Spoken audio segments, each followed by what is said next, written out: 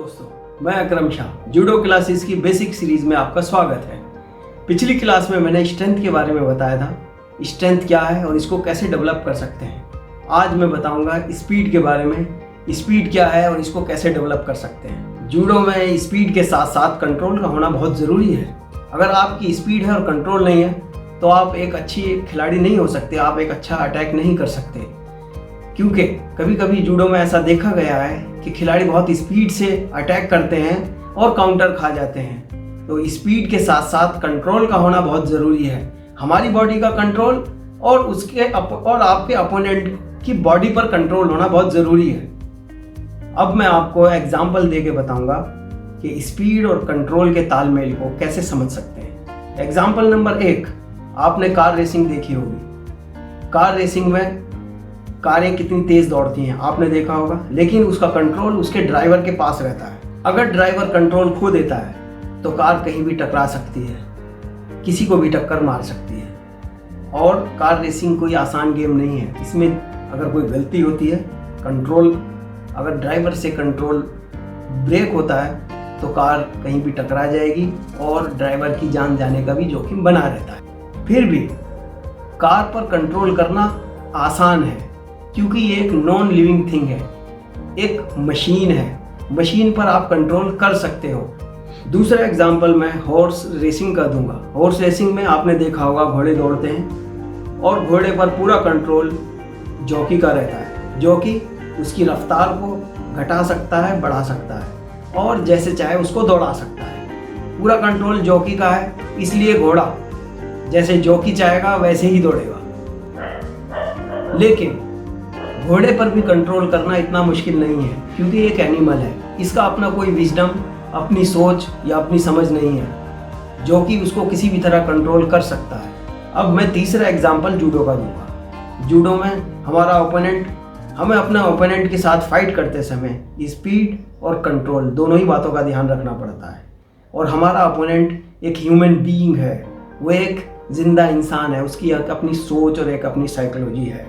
हमें उस पर कंट्रोल करना ज़्यादा अधिक मुश्किल है और चीज़ों से। जो पीछे मैं एग्जांपल आप लोगों को दे चुका हूँ उन पर आप कैसे भी कंट्रोल कर सकते हो, लेकिन आपके अपोनेंट पर कंट्रोल करना बहुत मुश्किल है। इसलिए दोस्तों मैं यहाँ ये कहना चाहता हूँ कि जूडो में सिर्फ स्पीड का ही होना ज़रूरी नहीं, स्पीड होने के साथ साथ कंट्रोल होना बहुत आवश्यक है। हमारी एक्सरसाइज इस प्रकार की होनी चाहिए कि हम स्पीड और कंट्रोल, जो भी हम स्पीड एक्सरसाइज करेंगे वो पूरे कंट्रोल के साथ करना है। वो मैं आगे बताऊंगा कि स्पीड एक्सरसाइज क्या क्या है और उसको कैसे किया जा सकता है। दोस्तों, स्पीड इंक्रीज करने के लिए आप जो भी एक्सरसाइज करेंगे उसमें कुछ बातों का ध्यान रखना बहुत ज़रूरी है, बहुत आवश्यक है। ये आप ध्यान से सुनिए, आपको वो कौन सी बातें हैं जिनका ध्यान रखना बहुत ज़रूरी है। नंबर 1, जो एक्सरसाइज हम करने जा रहे हैं वह एक्सरसाइज बायोमैकेनिकली बिल्कुल सही होनी चाहिए। कोई ऊल जलूल एक्सरसाइज ना हो जिससे कि आपकी स्पीड इंक्रीज होने के बजाय आप बिल्कुल डल हो जाओ। इसलिए वह एक्सरसाइज साइंटिफिक और बायोमैकेनिकली बिल्कुल ठीक हो। नंबर 2, एक्सरसाइज करने से पहले आपकी बॉडी बिल्कुल रिलैक्स होनी चाहिए। मसल्स में कोई इंजरी, कोई फटीग या टाइटनेस नहीं होना चाहिए। अगर आपकी मसल्स में कोई इंजरी होगी या आपकी बॉडी रिलैक्स नहीं होगी तो मसल्स और दिमाग का कोऑर्डिनेशन नहीं बन पाएगा, आपकी इसकी स्पीड इंक्रीज नहीं हो सकती। इसलिए बॉडी का रिलैक्स होना बहुत ज़रूरी है। इसीलिए मैं स्पीड एक्सरसाइज अधिक से अधिक कंपटीशन पीरियड में करने की सलाह दूंगा। तीसरी बात ध्यान में रखने की यह है कि आपका वार्म अप होना बहुत आवश्यक है। आपकी बॉडी वार्म अप होनी चाहिए जिससे कि आपके मसल्स, आपके लंग्स, आपका हार्ट रेडी रहना चाहिए। चौथी बात ध्यान में रखने की यह है कि जिस सरफेस पर, जिस जगह आप स्पीड एक्सरसाइज कर रहे हैं वो जगह या वो सरफेस बिल्कुल स्मूथ, नीट एंड क्लीन होना चाहिए। अगर आपकी जगह वो स्मूथ नहीं होगी, उबड़ खाबड़ होगी, तो आपकी स्पीड एक्सरसाइज अच्छी नहीं होगी।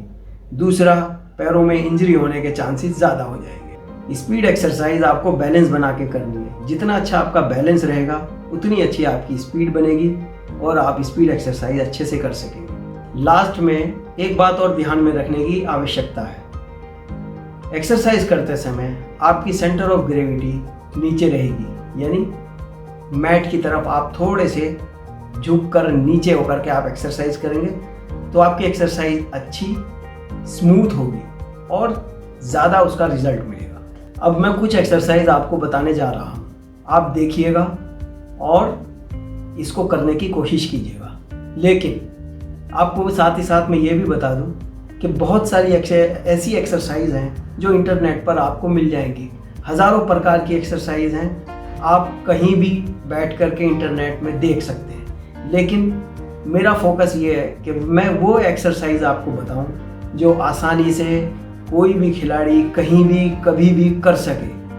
तो मैं यही चाहता हूं कि मेरे खिलाड़ी जो मुझे देख रहे हैं उन्हें अगर स्पीड इंक्रीज़ करनी है वो आसानी से कौन कौन सी एक्सरसाइज कर सकते हैं।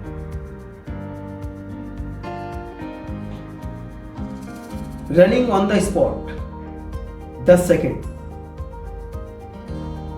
Change high knee speed stepping 10 second.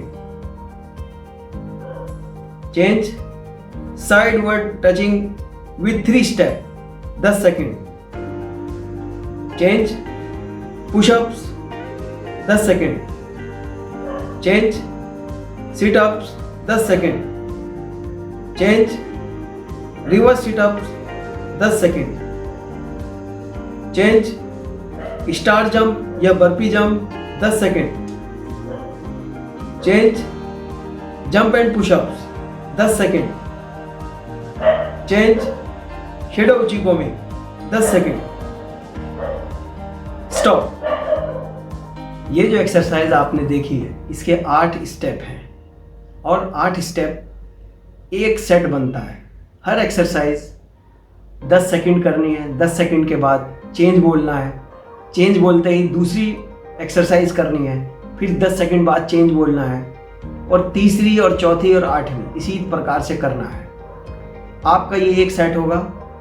आपको रोज़ाना या आपकी ट्रेनिंग प्रोग्राम या ट्रेनिंग शेड्यूल के हिसाब से इसको आपको मिनिमम 5 सेट करने हैं और मैक्सिमम 15 सेट करने हैं। सेट के बीच में आपको रेस्ट उतना लेना है जब आप पूरा रिलैक्स हो जाए। दूसरा सेट पूरा रिलैक्स होने के बाद ही करना है, क्योंकि इसमें आपको पूरी स्पीड से करना है। आपकी स्पीड इंक्रीज होगी। अगर आप रिलैक्स होकर नहीं करेंगे तो आप स्पीड नहीं निकाल पाएंगे और आपकी स्पीड इंक्रीज नहीं हो पाएगी। इसीलिए ये बात ध्यान में रखनी है कि आप दूसरा सेट जब करें पूरा रिलैक्स होने के बाद करें। तीसरा, चौथा, पांचवा, छठा जितने भी आपको सेट करने हैं वो रिलैक्स होने के बाद ही करने हैं। उसके लिए आपको मिनिमम रिक्वायरमेंट 1 मिनट है और मैक्सिमम आपकी बॉडी के अकॉर्डिंग आपकी बॉडी कितना रिलैक्स मांगती है उसके बाद आप उसको कर सकते हैं।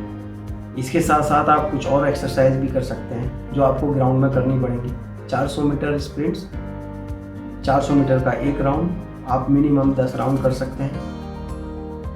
400 मीटर इंटरवल स्प्रिंट्स ये भी आप 10 राउंड कर सकते हैं।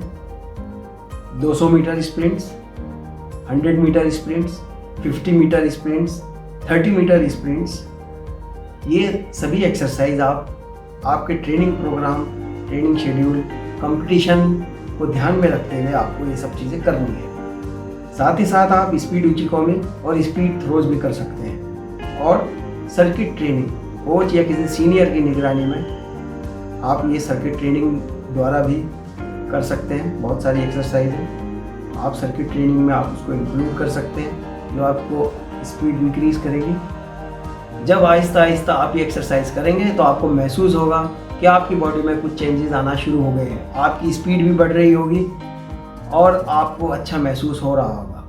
अगर आपको अच्छा महसूस नहीं हो रहा है या आपकी स्पीड नहीं बढ़ रही है तो आप ये समझें कि आपकी एक्सरसाइज में कोई ना कोई कमी है। तो मैं यही मशवरा दूंगा कि आप उस कमी को आइडेंटिफाई करें, उसका सुधार करें और दोबारा से एक्सरसाइज करने की कोशिश करें। आज इस वीडियो में बस इतना ही। धन्यवाद। आप आज का वीडियो आपको कैसा लगा कमेंट सेक्शन में जाके आप कोई भी सवाल पूछ सकते हैं। आप मेरे इस चैनल को सब्सक्राइब करें, लाइक करें और शेयर करें।